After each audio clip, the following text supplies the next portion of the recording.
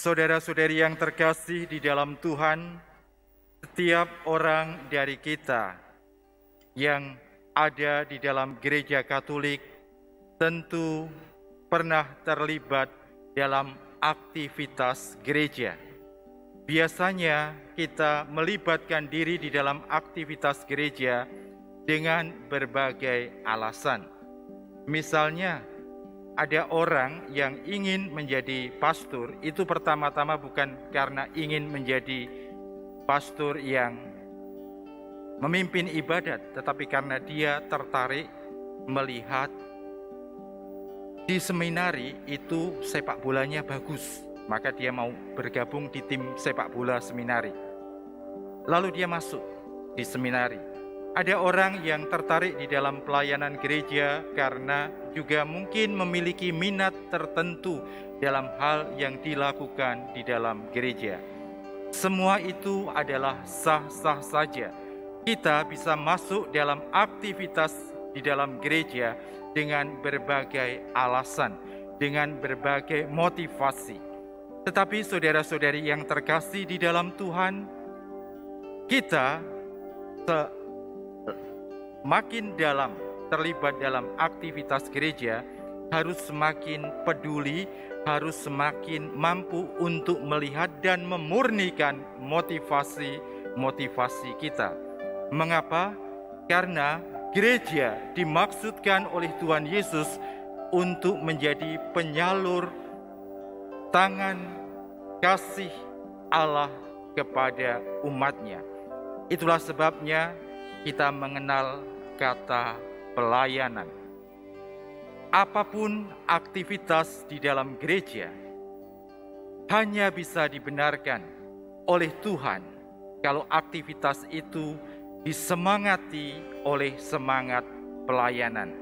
Kalau orang datang di dalam aktivitas gereja, melibatkan diri dalam aktivitas gereja dan motivasinya belum pelayanan, maka orang perlu untuk belajar memurnikannya. Jangan salah saudara-saudari terkasih, bahwa orang datang dengan motivasi yang berbeda, itu lumrah, itu wajar, itu bukan dosa. Karena para murid sendiri di dalam Injil Markus hari ini datang mengikuti Yesus, mereka ikut terlibat dalam karya Yesus, tetapi motivasi mereka yang paling dalam adalah apa?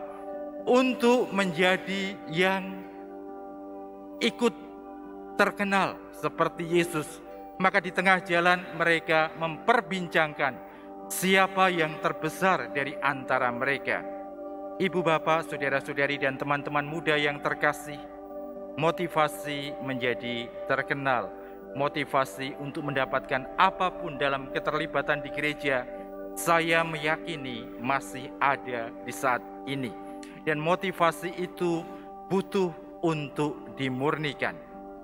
Seperti sikap Yesus kepada para murid yang tidak marah.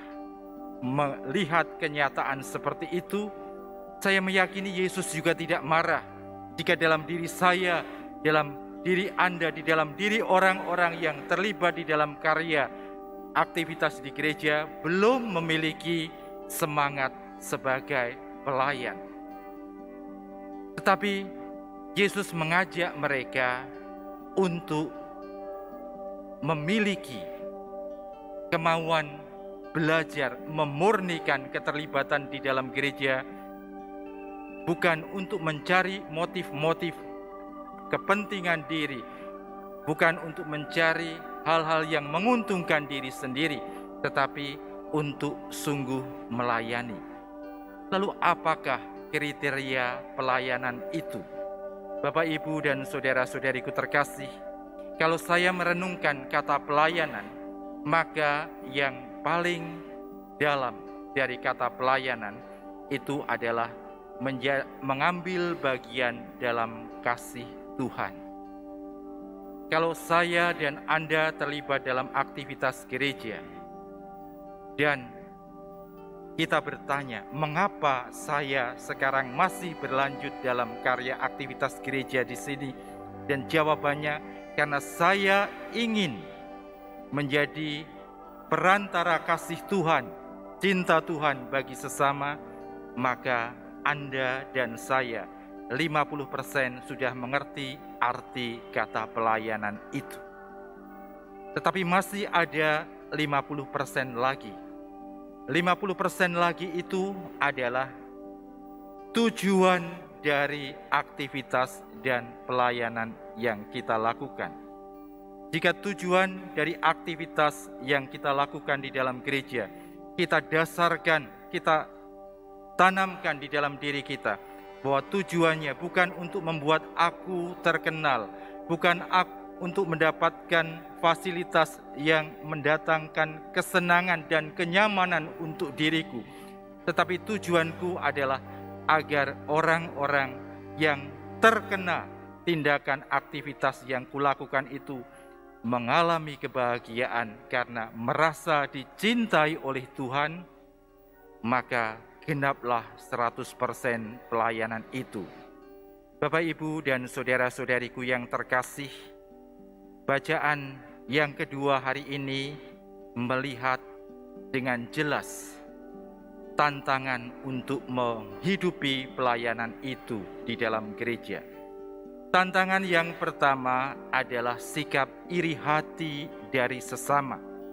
Sikap iri hati dari sesama itu mungkin muncul dari orang-orang yang ingin mendapatkan sesuatu di dalam gereja. Jika Anda terlibat dalam karya pelayanan gereja sekecil apapun, Anda tentu pernah mendapatkan komentar, dan komentar itu tidak menyenangkan. Seorang ibu misalnya saja merangkai bunga untuk gereja, lalu mendapat komentar, rangkaian kayak gitu kok ditaruh di altar, malu-maluin. Saudara-saudariku terkasih, pedih dan perih di hati tentu.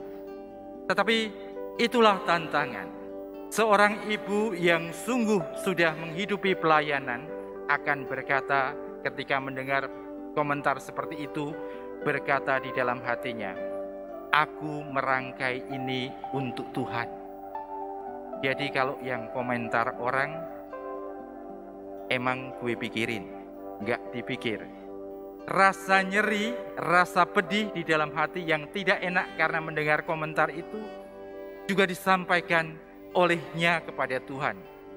Tuhan, aku ingin melayani Engkau, tetapi aku mendapat komentar yang tidak menyenangkan. Maka rasa perih, rasa pedih, rasa tidak nyaman di hati ini ku persembahkan untukmu. Itu tantangan yang pertama. Tantangan yang kedua, Bapak, Ibu, dan saudara-saudari terkasih, adalah keinginan untuk menjadi dikenal, dipandang penting, dipandang berjasa, dipandang paling mumpuni atau paling bisa menyelesaikan segala-galanya. Intinya ingin kelihatan besar. Di dalam pelayanan kadang-kadang kita tidak mendapat apresiasi, dan itu bagi beberapa orang mengecewakan. Banyak orang lalu berhenti melayani karena tidak mendapatkan apresiasi. Alih-alih apresiasi, yang didapat justru komentar yang tidak menyenangkan.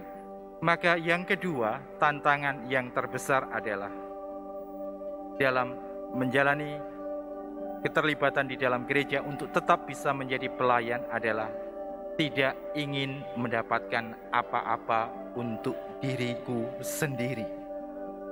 Ada fasilitas, ada kemudahan, tetapi jauhkan dari pikiran, dari hati, dari dalam diri kita bahwa fasilitas itu adalah hak. Dengan mudah kita bisa berkata terima kasih, tetapi ini bukan untuk saya. Jika Anda dan saya bisa menghidupi dua hal itu, maka pelayanan akan hidup di dalam diri Anda dan saya. Jika kita tidak berani, tidak sanggup, belum sanggup menghadapi dua tantangan itu, maka dalam banyak cerita, dalam banyak kisah, hidup pelayanan kita dimatikan oleh dua tantangan itu. Maka mari kita mohon rahmat dan berkat Tuhan agar paroki kita, paroki Santo Vincentius Apaulo, bisa menjadi paguyuban umat Allah yang melayani sebagaimana yang dicita-citakan dalam arah dasar keuskupan. Bapak, Ibu, dan saudara-saudari terkasih, ini tidak mudah.